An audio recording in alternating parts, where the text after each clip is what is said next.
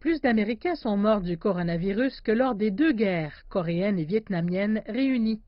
Il y a 3 mois, aucun décès n'était enregistré aux États-Unis. Mais aujourd'hui, le nombre de morts est au prorata parmi les plus élevés. Comment en est-on arrivé à ce triste constat? Tard hier soir, j'ai eu une conversation avec le président Xi et nous avons surtout parlé du coronavirus. Ils travaillent très dur et font vraiment un travail professionnel. Impressionné par la réponse de la Chine au nouveau coronavirus en janvier et en février, le président américain était peut-être bercé par un faux sentiment de sécurité malgré les avertissements de l'OMS selon lesquels le Covid-19 se répandait déjà en Asie et au-delà. J'ai demandé aux médecins, c'est comme la grippe. Les avertissements ont également été émis en janvier et en février par des responsables de la santé publique et des proches conseillers du président.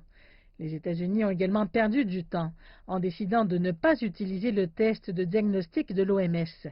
Le test américain avait des défauts majeurs et il a été retardé de plusieurs semaines. Et bien que le président américain ait d'abord imposé une interdiction partielle de voyager, d'abord sur la Chine puis sur certains pays européens, il était trop tard. La propagation communautaire était déjà en cours. Des dizaines de milliers de citoyens américains sont revenus précipitamment. De longues files et le peu de dépistage ont entraîné une nouvelle vague d'infections.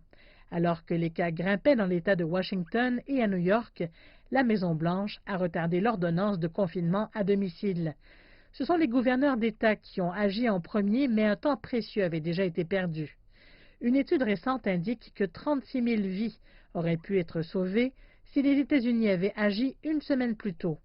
Puis à la mi-mars, alors que les hospitalisations et les décès s'accéléraient, les États-Unis ont subi de graves pénuries de masques médicaux, d'uniformes et de respirateurs. Le manque de planification signifiait que les importations étaient désormais difficiles à obtenir et que la fabrication aux États-Unis mettrait des mois à augmenter la production. Une guerre d'approvisionnement entre le gouvernement fédéral et les États a également conduit à une confusion et à un retard. Les luttes intestines politiques ont de plus ralenti la coopération. Je n'attire pas le président en politique, mon seul objectif est d'engager le président en partenariat. Le groupe de travail américain sur le coronavirus a aussi eu des problèmes. La modélisation basée sur des hypothèses optimistes de distanciation sociale avait prédit des décès inférieurs à 60 000. Mais à mesure que la maladie a continué de se propager, la réalité a dépassé les modèles statistiques. Les briefings quotidiens sur le coronavirus ont également été cooptés par le président, qui a répandu un faux optimisme et parfois des théories dangereuses sur des traitements potentiels.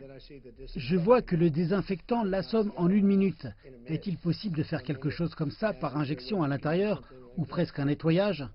Et comme l'économie américaine a été essentiellement stoppée, le président américain envisage une réouverture précoce.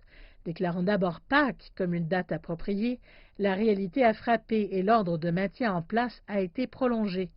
Mais le président américain a fait pression sur les États, en particulier ceux dirigés par des rivaux politiques, comme le Michigan, pour qu'ils s'ouvrent. De petites manifestations vocales contre les fermetures ont été soutenues par le président américain. Dans ce climat politique, de nombreux États ont commencé à rouvrir leurs économies contre les propres directives de la Maison-Blanche. Je crains que nous commencions à voir de petites pointes qui pourraient se transformer en épidémie. Le président américain a défendu la réponse de son gouvernement à chaque occasion, accordant à son administration 10 sur 10 pour ses efforts. Lorsque des questions sont soulevées, il a tendance à dévier, accusant ses rivaux politiques des États durement touchés, ou la Chine, ou encore l'Organisation mondiale de la santé. Mais la mort de 100 000 Américains est une sombre statistique que le Bureau ovale aura du mal à éluder.